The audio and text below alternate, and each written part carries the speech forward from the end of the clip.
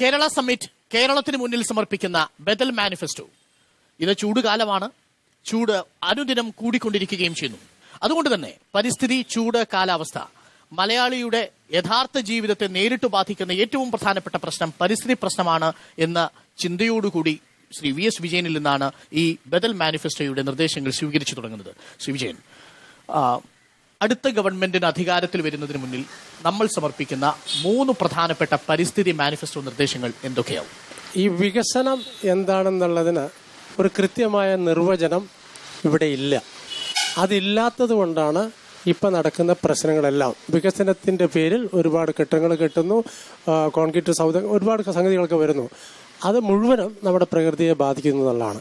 കേരളം നിലനിൽക്കണമെങ്കിൽ ഇവിടുത്തെ പ്രകൃതി നിലനിൽക്കണം. അതാണ് പ്രശ്നം. അല്ല, ആ പ്രകൃതി നിലനിൽക്കണമെങ്കിൽ നമ്മുടെ വികസന നയം തന്നെ മാറ്റണം. അതാണ് ഞാൻ പറഞ്ഞതിന്റെ അർത്ഥം. നിലവിൽ WTO അടക്കമുള്ളവരുടെ കരാറുകൾ നിലവിലിരിക്കുന്ന പശ്ചാത്തലത്തിൽ വികസനത്തിന് വേണ്ടിയുള്ള നരേന്ദ്രമോദി ഗവൺമെന്റിന്റെ കേന്ദ്രത്തിലെ നയങ്ങൾ നിലവിലിരിക്കുന്ന സാഹചര്യത്തിൽ പ്രായോഗികമായ അടുത്ത 5 വർഷം കേരള സംസ്ഥാന സർക്കാരിന് പരിസ്ഥിതിയെ സംരക്ഷിക്കാൻ ചെയ്യാൻ പറ്റുന്ന 3 നിർദ്ദേശങ്ങൾ. ഒന്ന്, ആദ്യമായിട്ട് പറയാവുന്നത്, എനിക്ക് തോന്നുന്ന ഒരു സുതാര്യത വേണം. ഇപ്പൊ ഇവിടെ ഉള്ളത് പരിസ്ഥിതിയിലെ എല്ലാ കാര്യങ്ങളും സുതാര്യതയില്ല. ഇപ്പോൾ കഴിഞ്ഞ ഒരു 2-3 മാസത്തിനുള്ളിൽ സർക്കാർ എടുത്ത തീരുമാനങ്ങൾ കൃത്യമായിട്ട് വെബ്സൈറ്റിൽ ഒന്ന് ഇടുക. ആദ്യം വരുന്ന ഗവൺമെന്റ് ആരായാലും അത് ചെയ്യണം. നമ്മൾ അറിയണം ഇതെന്താണ് ചെയ്തിരിക്കുന്നതെന്ന്. അതുപോലെ പരിസ്ഥിതിയെ നശിപ്പിച്ചുകൊണ്ടുള്ള വികസന പ്രവർത്തനങ്ങൾ എന്തൊക്കെയാണ് ചെയ്തിരിക്കുന്നത് എന്ന് കാണിച്ചിട്ടുള്ള ഒരു ധവളപത്രം ഉണ്ടാക്കണം. ഒരു 6 മാസത്തിനുള്ളിൽ സർക്കാർ അത് ചെയ്യാൻ ബാധ്യസ്ഥരാണ്. ഇപ്പോഴത്തെ സാഹചര്യത്തിൽ നമുക്ക് വേണ്ട വേറൊരു സംഗതി എന്ന് വെച്ച് കഴിഞ്ഞാൽ തണ്ണീർത്തട നിയമങ്ങളാണ്. 2008 തണ്ണീർത്തട നെൽപ്പാട നിയമങ്ങളെ കംപ്ലീറ്റ് ആയിട്ട് അട്ടിമറിച്ചിരിക്കുന്നു. അത് ആദ്യം ചെയ്യേണ്ടത് 2008 വരെ ഉള്ള ഡാറ്റാ ബാങ്ക് പബ്ലിഷ് ചെയ്യണമെന്നാണ് ആക്ടിൽ പറഞ്ഞിരിക്കുന്നത്. ഇതുവരെ ചെയ്തിട്ടില്ല. അപ്പം അടുത്ത വരുന്ന ഗവൺമെന്റ് ജനങ്ങൾക്ക് കൊടുക്കേണ്ട ഒരു ഉറപ്പ് എന്താണെന്ന് വെച്ച് കഴിഞ്ഞാൽ 3 മാസത്തിനകം ഈ ഡാറ്റാ ബാങ്ക് നമ്മൾ പബ്ലിഷ് ചെയ്യും, വെബ്സൈറ്റിൽ ചെയ്യും. അത് ജനങ്ങളുടെ അഭിപ്രായം കേട്ടതിന് ശേഷം 6 മാസത്തിനുള്ളിൽ ഇത് ഫൈനലൈസ് ചെയ്യുന്നുള്ള ഒരു ഉറപ്പ് സർക്കാർ തന്നിരിക്കണം. ഓരോ പാർട്ടികളും തന്നിരിക്കണം. മൂന്നാമത് പറയാനുള്ളത്, സംസ്ഥാനത്തൊരു വെറ്റ്ലാൻഡ് രജിസ്റ്റർ കൊണ്ടുവരണം. ഓരോ പഞ്ചായത്തിലുമുള്ള തണ്ണീർത്തടങ്ങൾ എന്ന് വെച്ചാൽ കുളങ്ങൾ, തോടുകൾ, ഇവിടെ എല്ലാം കണക്കെടുത്തിട്ട് അതിലുള്ള ജൈവ വൈവിധ്യങ്ങളൊക്കെ ഉൾപ്പെടുത്തിയിട്ട് ഒരു രജിസ്റ്റർ കൊണ്ടുവരണം. ആ രജിസ്റ്റർ പഞ്ചായത്തിന്റെ കയ്യിൽ ഉണ്ടായിരിക്കണം. അതിന്റെ ഉത്തരവാദിത്വം പഞ്ചായത്തിനായിരിക്കും, പ്രത്യേകിച്ച് സെക്രട്ടറിക്കായിരിക്കും. വികസനത്തെക്കുറിച്ചുള്ള നിർവചനത്തോടു കൂടിയാണ് ശ്രീ വി.എസ്. വിജയൻ തന്റെ നിർദ്ദേശങ്ങൾ സമർപ്പിച്ചിരിക്കുന്നത്. 3 പ്രധാനപ്പെട്ട നിർദ്ദേശങ്ങൾ സമർപ്പിച്ചിട്ടുണ്ട്. ഈ 3 നിർദ്ദേശങ്ങളും താങ്കൾക്കും സ്വീകാര്യമാകുമെന്ന് ഞാൻ കരുതട്ടെ. അങ്ങനെ കരുതിയാൽ വികസനത്തെക്കുറിച്ചുള്ള അങ്ങയുടെ കാഴ്ചപ്പാട് കൂടി പറഞ്ഞുകൊണ്ട് ചർച്ചയുടെ 2ാം ഘട്ടത്തിലേക്ക് വരാം. ആദ്യത്തെ കാർഷിക മേഖലയുടെ പ്രശ്നമാണ്. ആ കാർഷിക മേഖലയ്ക്ക് ഏറ്റവും സിമ്പിൾ ആയിട്ട് പറയുകയാണെങ്കിൽ കേരളം എന്ന് പറഞ്ഞാൽ നല്ല വർഷപാതം, ആവശ്യത്തിന് വലിയ ചൂടും തണുപ്പും ഇല്ലാത്ത കാലാവസ്ഥ, 365 ദിവസവും സൂര്യപ്രകാശം കിട്ടുന്ന സ്ഥിതി. ഇത് ഏത് തരത്തിലുള്ള വൈവിധ്യമാർന്ന കാർഷിക വിളകള് വളരെ നല്ല രീതിയിൽ കൃഷി ചെയ്യാൻ പറ്റിയ സാഹചര്യമാണ്. ഈ സാഹചര്യം നമ്മൾ വേണ്ട വിധത്തിൽ ഉപയോഗിക്കണമെന്നുണ്ടെങ്കിൽ കർഷകനൊരു ഇൻസെന്റീവ് കൊടുക്കണം. എന്താണെന്ന് ചോദിച്ചാൽ ഉൽപ്പന്നത്തിന് ന്യായമായ വില ഉറപ്പുവരുത്തണം. ന്യായമായ വില മാത്രം മതി. കൃഷിയുടെ ഉൽപാദന ചെലവ് കണക്കിലാക്കി ന്യായവില നിർണ്ണയിക്കണം. അല്ല, ഞാനൊരു കണക്ക് പറയാം. ഇപ്പൊ ഉദാഹരണത്തിന് ചർച്ചയ്ക്ക് ഇത് ഗുണപ്രദമാവുമെന്ന് തോന്നുന്നു. ജപ്പാനിൽ 65% ഒരു കർഷകന് അവന്റെ വരുമാനം സപ്പോർട്ട് ചെയ്യുന്നത് സ്റ്റേറ്റാണ്, സബ്സിഡികളിലൂടെ, ഇൻഡസ്ട്രിയൽ സ്റ്റേറ്റിൽ. അമേരിക്ക, പല വികസന മാതൃകയായ അമേരിക്കയിൽ ഒരു കർഷകന്റെ വരുമാനത്തിന്റെ 50% സ്റ്റേറ്റാണ് സബ്സിഡിയോട് സപ്പോർട്ട് ചെയ്യുന്നത്. ഇന്ത്യയിൽ ഇത് 10% താഴെയാണ്. അരുൺ സാറിനോട് പറഞ്ഞതിന് അഭിപ്രായ വ്യത്യാസമുണ്ട്. കർഷകൻ സിറിയക് സാർ പറഞ്ഞതുപോലെ കർഷകൻ സബ്സിഡി അല്ല ചോദിക്കുന്നത്. അല്ല, ഉൽപ്പന്നത്തിനാണ്. ഉൽപ്പന്നത്തിന് സബ്സിഡി അല്ല കർഷകൻ ചോദിക്കുന്നത്. ഇടനിലക്കാരിൽ നിന്ന്, ചൂഷണത്തിൽ നിന്ന് കർഷകനെ അവിടെ സബ്സിഡി കർഷകന് വേണ്ട. പ്രശ്നമുണ്ട്. അല്ല, ഞാൻ വരുന്നു PCC. അവിടെ ഒരു പ്രശ്നമുള്ളത്, ഇപ്പം സിവിൽ സപ്ലൈസ് ഡിപ്പാർട്ട്മെന്റ് സർക്കാരിനുണ്ട്. നേരിട്ട് സർക്കാർ ഏറ്റെടുത്താലോ അപ്പോഴും ഇതേ വിലയിലേ കിട്ടുന്നുള്ളൂ. അല്ലല്ല, അവിടെയാണ് ഈ സിറിയക് സാർ പറഞ്ഞ പോയിന്റ്. അവിടെയാണ് കർഷകന് ഒരു സൗജന്യവും ആരും കൊടുക്കണ്ട. കർഷകൻ ഉൽപ്പാദിപ്പിക്കുന്ന ഉൽപ്പന്നത്തിന് ന്യായ വില കിട്ടണം. അതെങ്ങനെയാ? അവന് 10 രൂപയ്ക്ക് അല്ലെങ്കിൽ 12 രൂപയ്ക്ക് വിൽക്കുന്ന സാധനം അവൻ തന്നെ മാർക്കറ്റ്. ഒരു ഭാഗത്ത് മാർക്കറ്റ് സ്വാശ്രയവൽക്കരിക്കപ്പെടുകയും സ്വകാര്യവൽക്കരിക്കപ്പെടുകയും ചെയ്യുമ്പോൾ വില മാർക്കറ്റിൽ നിശ്ചയിക്കുന്നത് ആരാണ്? അല്ല, ആ വില നിശ്ചയിക്കാൻ ആണ് സിവിൽ സപ്ലൈസ് കോർപ്പറേഷൻ. അവിടെയാണ് നമ്മൾ അപകടകരമായ ഒരു വാദത്തിലേക്ക് പോകുന്നത്. ഞാൻ പറഞ്ഞല്ലോ, ഉത്പാദന ചെലവ് കണക്കിലാക്കി ന്യായമായ വില നിർണയിക്കുക. ആ ന്യായവിലയിൽ താഴെ വിപണിയിലെ വില പോകുമ്പോഴല്ലേ സംഭരിക്കണമെന്ന് പറയുന്നത്.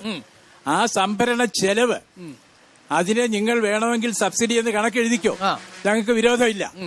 പക്ഷെ സബ്സിഡി ആയിട്ട് കാശ് കൃഷിക്കാരന് തരാൻ ആവശ്യപ്പെടുന്നില്ല. നിങ്ങളുടെ ആ ഒരു വില, വിപണി വില കുറഞ്ഞു പോകുമ്പോൾ ന്യായവിലയ്ക്ക് സംഭരിക്കാൻ വേണ്ടി സർക്കാർ തയ്യാറായി ആ ചരക്ക് കുറച്ചുനാൾ സൂക്ഷിച്ചു വെച്ച് അത് കഴിഞ്ഞ് വില ഉയരുമ്പോൾ വിൽക്കുമല്ലോ. അതിനുവേണ്ടിയുള്ള ഒരു ചെലവുണ്ടാകും. ആ ചെലവിനെ വേണമെങ്കിൽ നിങ്ങൾ മാർക്കറ്റ് സപ്പോർട്ട് ഓപ്പറേഷൻ എന്നോ കർഷകന്റെ സബ്സിഡി ഫോർ മാർക്കറ്റ് സപ്പോർട്ട് എന്നോ ഏത് വിധത്തിൽ വേണമെങ്കിൽ ഒരു പ്രധാനപ്പെട്ട നിർദ്ദേശമായി മാർക്കറ്റ് സപ്പോർട്ട് ഒരു പോളിസി സർക്കാർ കൊണ്ടുവരേണ്ടതാണ്. അതൊന്ന് കൃഷി വിജയിക്കണമെന്നുണ്ടെങ്കിൽ അതൊന്ന് അതായത് ഇവിടെ ഏതൊരു ഉത്പാദകനും ആ ഉത്പാദകന് അദ്ദേഹത്തിന്റെ ഉൽപ്പന്നത്തിന്റെ വില നിശ്ചയിക്കാനുള്ള അധികാരമുണ്ട്, അവകാശമുണ്ട്. അയാൾ അത് ചെയ്യുന്നു. എല്ലാ തരത്തിലുള്ള വ്യാവസായിക ഉൽപ്പന്നമായാലും ശരി, എന്ത് ഉൽപ്പന്നമായാലും ശരി. പക്ഷെ ഇവിടെ കർഷകന് മാത്രം കർഷകനുണ്ടാക്കിയതിന്റെ വില നിശ്ചയിക്കാൻ അവകാശം അയാൾക്കില്ല. ഇത് നിശ്ചയിക്കാനുള്ള അവകാശം, അതിന് ഉൽപാദന ചെലവ് കണക്കാക്കി വില നിശ്ചയിക്കാനുള്ള അവകാശം കർഷകന് നൽകിയിരിക്കണം. ഈ പോയിന്റ് തർക്കമില്ലെന്ന് തോന്നുന്നു അല്ലേ? കർഷകന് അവന്റെ ഉൽപ്പന്നത്തിന്റെ വില നിശ്ചയിക്കാനുള്ള അധികാരം വേണമെന്ന് പറയാൻ ഭംഗിയുണ്ട്, കേൾക്കാൻ ഭംഗിയുള്ള കാര്യമാണ്. പക്ഷെ കർഷകന് തോന്നുന്ന വില നിർണ്ണയിക്കാൻ പറ്റില്ല. അവിടെ നിയന്ത്രണം വേണം. അത് സർക്കാർ. അതുകൊണ്ടാണ് ഞാൻ ആദ്യമേ പറഞ്ഞത്, ഓരോ കാർഷിക ഉൽപ്പന്നത്തിന്റെയും ഉൽപാദന ചെലവ് കണക്കാക്കാൻ വേണ്ടി സർക്കാരിന്റെ കയ്യിൽ വിദഗ്ധന്മാരുണ്ട്.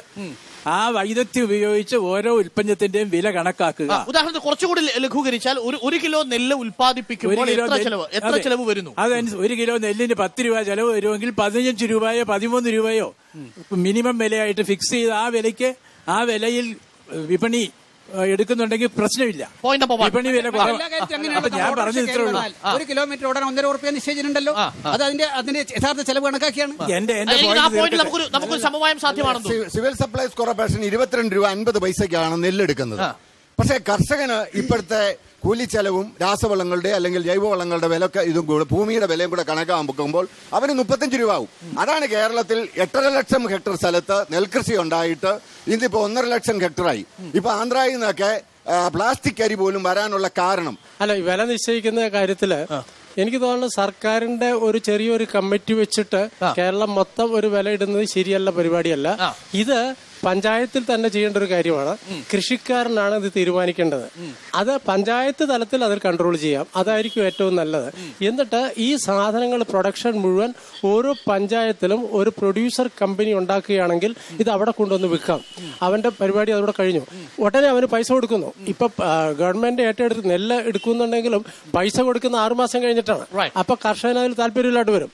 പൈസ അവർക്ക് ഒട്ടനെ കൊടുക്കാനുള്ള ഒരു സംവിധാനം ഉണ്ടാകും. വികേന്ദ്രീകരിക്കപ്പെടുന്ന രീതിയിൽ പറയുന്ന ധാന്യ ശേഖരണം നടത്തി അല്ലെങ്കിൽ വിളകളുടെ ശേഖരണം നടത്തി വിലയിട്ട് കർഷകന് പൈസ കൊടുക്കുന്ന ഒരു രീതി, ഒരു ഡീസെൻട്രലൈസ്ഡ് പ്രൈസ് ഫിക്സിംഗ് മെക്കാനിസം, അതാണ് വേണ്ടത്. പോയിന്റ് നമ്പർ 2 നമുക്ക് എടുത്തൂടെ സർ? കർഷകന് മിനിമം വില ഉറപ്പാക്കണം. അത് ഡീസെൻട്രലൈസ്ഡ് ആയിട്ടാണോ സെൻട്രലൈസ്ഡ് ആയിട്ടാണോ എന്നുള്ളത് പ്രായോഗികമായിട്ട് ചിന്തിച്ച് സർക്കാർ ചെയ്യട്ടെ. ഓരോ ഉൽപ്പന്നത്തിനും.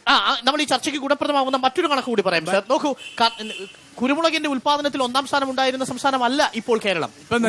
ഇപ്പോൾ നശിച്ചുപോയി. ഇപ്പോൾ അത് കർണാടകയായി. നാളികേരത്തിന്റെ കാര്യത്തിൽ തമിഴ്നാട്, ആന്ധ്രാപ്രദേശ് മുന്നിലായി. ഏലത്തിന്റെ കാര്യത്തിലും മാത്രമാണ് ഒരുപക്ഷെ എനിക്ക് തോന്നുന്നു ഏലത്തിന്റെ കാര്യത്തിൽ മാത്രമാണ് കേരളം മുൻപിൽ നിൽക്കുന്നത് ആ അർത്ഥത്തിൽ. അല്ല, ഏതായാലും ഞാൻ പറഞ്ഞു വന്നത്, കാർഷിക മേഖല അഭിവൃദ്ധിപ്പെടണമെങ്കിൽ കർഷകന് ന്യായവില ഉറപ്പുവരുത്തണം. അത് എങ്ങനെ ഉറപ്പുവരുത്തണം എന്നുള്ളതിനെ പറ്റി നമ്മൾ വിശദമായിട്ട് ഇപ്പൊ ചർച്ച ചെയ്യാൻ തുടങ്ങിയാൽ പെട്ടെന്നൊരു സമന്വയം ഉണ്ടാകാൻ പോകുന്നില്ല. പോയിന്റ് നമ്പർ 2, വ്യാവസായിക മേഖലയിലും ഇതുപോലെ തന്നെ ഉൽപാദനോന്മുഖമായ നയങ്ങൾ ഗവൺമെന്റ് കൊണ്ടുവരണം.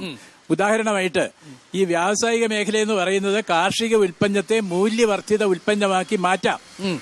അതുപോലെ തന്നെ വേറെ എന്തെങ്കിലും വ്യാവസായിക അസംസ്കൃത വസ്തുക്കൾ തന്നെ വാങ്ങി പുതിയ മൂല്യവർദ്ധിത ഉൽപ്പന്നങ്ങളാക്കി മാറ്റാം. ഇപ്പൊ വ്യവസായ മേഖലയിൽ അവർക്കുണ്ടാകുന്ന പ്രശ്നങ്ങൾ, ഒരു വ്യവസായം കേരളത്തിൽ ഇന്ന് സ്ഥാപിച്ച് നടത്തണമെന്നുണ്ടെങ്കിൽ അത്ര എളുപ്പമല്ല. 100 കൂട്ടം അനുമതികള്, അതിന് സിംഗിൾ വിൻഡോ ക്ലിയറൻസ് എന്നൊക്കെ പറയുന്നത് ഏകജാലക സംവിധാനങ്ങളൊക്കെ പുസ്തകത്തിലുണ്ട്, കാര്യത്തിൽ നടക്കുന്നില്ല. അപ്പൊ ഏകജാലക സംവിധാനം മെച്ചപ്പെടുത്തി ഒരു പുതിയ വ്യവസായം തുടങ്ങാനുള്ള നിക്ഷേപ സൗഹൃദ സംസ്ഥാനമാക്കി മാറ്റണം. അവിടെ ഒരു പ്രശ്നമുള്ളത്, നിങ്ങൾ നോക്കൂ, ഈ നിക്ഷേപ സൗഹൃദ സംസ്ഥാനമാകുമ്പോഴാണ് ശ്രീ വി എസ് വിജയൻ മുന്നോട്ട് വെച്ച പ്രധാനപ്പെട്ട ഒരു പ്രശ്നവുമായിട്ട് അത് കോൺഫ്ലിക്റ്റ് ആവുന്നത്. ഉദാഹരണത്തിന് ഇത്രേ ഉള്ളൂ, ഇപ്പൊ നോക്കൂ, ആറാതുരുത്തി പാടത്തിൽ സംഭവിച്ചത് എന്താണ്? നെൽവയൽ തണ്ണീർത്തടം നികത്താനുള്ള ഏക അനുമതി കൊടുക്കുന്നത് ഈ സിംഗിൾ വിൻഡോ ക്ലിയറൻസ് ആകുമ്പോഴാണ്. പരിസ്ഥിതിക്ക് ഇടപെടാൻ പറ്റുന്നില്ല. ഇല്ല, ഞാൻ പറയുന്നത് കേൾക്കുക. ഈ സിംഗിൾ വിൻഡോ എന്ന് പറയുന്നിടത്ത് സിംഗിളിന്റെ ഏതെങ്കിലും ഒരു ഉദ്യോഗസ്ഥരിരുന്ന് അദ്ദേഹത്തിന് തോന്നുന്ന പോലെ തീരുമാനം എടുക്കുക എന്നുള്ളതല്ല. ബന്ധപ്പെട്ട വിവിധ ഏജൻസികളുടെ പ്രതിനിധികൾ ഉൾക്കൊള്ളുന്ന ഒരു സമിതിയാണ് സിംഗിൾ വിൻഡോ ക്ലിയറൻസ് കൊടുക്കുന്നത്. ആ സമിതിയിൽ പരിസ്ഥിതിക്കാർ കാണും, ആ സമിതിയിൽ വേറെ വിവിധ ടാക്സുകാർ കാണും, ഫിനാൻസുകാർ കാണും, എല്ലാ വിധത്തിലുള്ള ആൾക്കാർ, വ്യവസായ ഡിപ്പാർട്ട്മെന്റ് കാണും. ഇവരെല്ലാവരുടെയും പ്രതിനിധികളെ എല്ലാ കാര്യങ്ങളും കൂലങ്കഷമായിട്ട് പരിശോധിച്ച് പരിസ്ഥിതിക്ക് കോട്ടം തട്ടാത്ത രീതിയിൽ ചില മേഖലകൾ വ്യവസായങ്ങൾക്കായിട്ട് നീക്കിവെച്ച് അവിടെ സ്ഥാപിക്കാൻ വേണ്ടിയുള്ള സൗകര്യം കൊടുക്കണം. അതിന് പകരം ഏതെടുത്താലും പരിസ്ഥിതി എന്ന് പറഞ്ഞ ആളുകളെ ഓടിച്ചുകൊണ്ടിരുന്നാൽ ഒന്നും നടക്കില്ല. അല്ല, വ്യവസായ നയത്തെ തന്നെ കുറിച്ച് എനിക്കൊന്ന് പറയാറുണ്ട്. ഇവിടെ ഒരു ഇൻവെസ്റ്റർ വന്നു കഴിയുമ്പോൾ അവന് താല്പര്യമുള്ള വ്യവസായമാണ് ചെയ്യുന്നത്. തിരിച്ചിട്ട് കേരളത്തിന് ആവശ്യമായിട്ടുള്ള കാര്യങ്ങളാണ് അവനെ കൊണ്ട് ചെയ്യിപ്പിക്കേണ്ടത്, അല്ലെങ്കിൽ പെർമിഷൻ കൊടുക്കുന്നത് കൺസിഡർ ചെയ്യരുത്. ഉദാഹരണത്തിന് കേരളത്തിന് ആവശ്യമുള്ള ഉൽപ്പന്നങ്ങൾക്ക് മുൻ പരിഗണന നൽകിക്കൊണ്ടുള്ള ഒരു വ്യവസായ നയം രൂപീകരിക്കും. വ്യവസായി അയാളുടെ പണം മുടക്കി ഒരു വ്യവസായം സ്ഥാപിക്കാൻ മുമ്പോട്ട് വരുമ്പോൾ അയാൾ എന്താണ് ഉദ്ദേശിക്കുന്നത്? ആ മുടക്കുന്ന പണത്തിന് ലാഭം കിട്ടണം. ആ ലാഭം കിട്ടണമെന്നുണ്ടെങ്കിൽ വ്യവസായം ശരിക്കും നടക്കണം. വ്യവസായം ശരിക്കും നടക്കണമെന്നുണ്ടെങ്കിൽ ഒന്നുകിൽ കേരളം അതിന് അനുയോജ്യമായ സ്ഥലമായിരിക്കണം, ഇവിടെ അതിന് വിപണി ഉണ്ടായിരിക്കണം, അല്ലെങ്കിൽ ഇവിടെ ഇതിന്റെ അസംസ്കൃത സാധനങ്ങൾ ലഭ്യമായിരിക്കണം, അല്ലെങ്കിൽ ആ ടെക്നോളജി ഇവിടെ ഉണ്ടായിരിക്കണം, അല്ലെങ്കിൽ സ്കിൽഡ് വർക്ക്മെൻ ഇവിടെ ഉണ്ടായിരിക്കണം. ഇത്തരത്തിലുള്ള അനുകൂല സാഹചര്യങ്ങൾ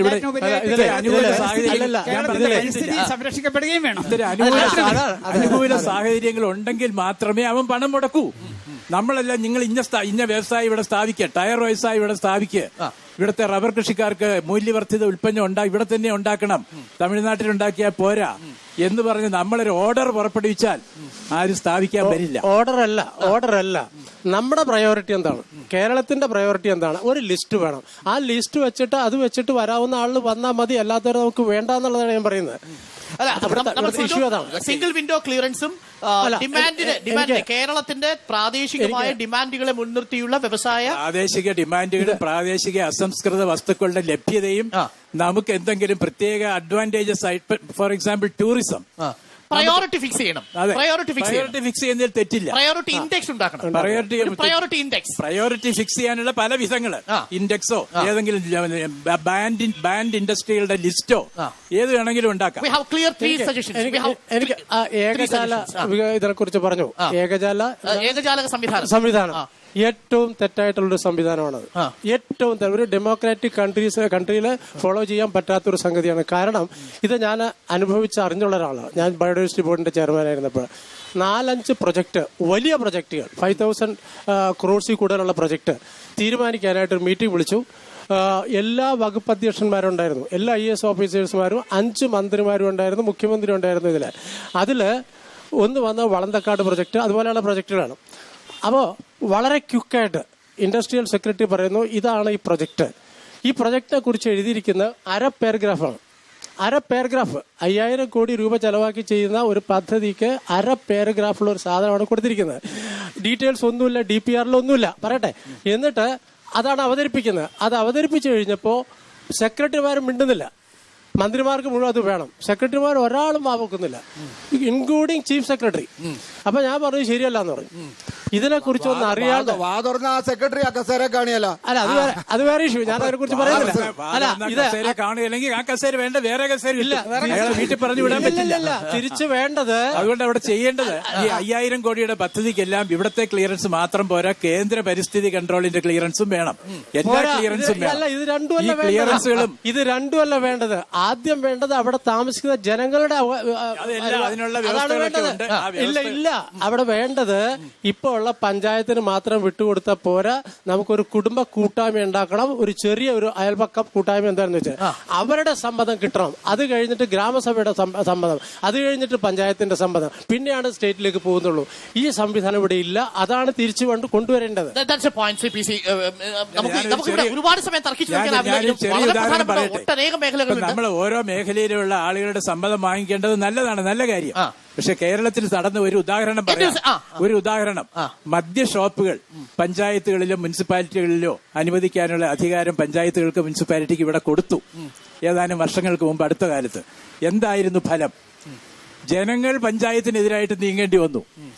ജനങ്ങൾ മുനിസിപ്പൽ ചെയർമാനും മറ്റുള്ള ഭരണത്തിനെതിരായിട്ട് നീങ്ങേണ്ടി വന്നു. പക്ഷെ മറുവശത്ത് മറ്റൊരു കഥയുണ്ട്. ഇപ്പൊ പ്ലാച്ചിമടയിൽ ഒരു പ്രദേശത്തിലെ ജലത്തിന്റെ വിതരണ സംവിധാനത്തെ മുഴുവൻ തകരാറിലാക്കി ആ പ്രദേശത്തെ കിണറുകളിൽ ജലനിരപ്പ് കുറയുമ്പോൾ സ്വാഭാവികമായും നമുക്ക് തിരുവനന്തപുരത്ത് നിന്ന് ഒരു ഓർഡർ അടിച്ചേൽപ്പിച്ച് അവിടെ വ്യവസായം കൊണ്ടുവരാൻ സാധ്യമാകും. ഓർഡർ അടിക്കണമെന്നല്ല പറയുന്നത്. ഈ ഏകജാലക സംവിധാനം കൊണ്ട് ഉദ്ദേശിക്കുന്നത് ആ സംരംഭകനെ ഓരോ ഡിപ്പാർട്ട്മെന്റിലും മാറി മാറി ചെന്ന് കഥകിൽ മുട്ടി കൈക്കൂലി കൊടുത്ത് അവരെ കൊണ്ട് സമ്മതം വാങ്ങിപ്പിച്ച് മുമ്പോട്ട് പോകുന്ന ആ പീഡനത്തിൽ നിന്ന് ഒഴിവാക്കണം. അവന് ന്യായമായ രീതിയിൽ നിയമാനുസൃതമായി കൊടുക്കേണ്ട കാര്യങ്ങൾ കൃത്യമായി ലഭിക്കണം.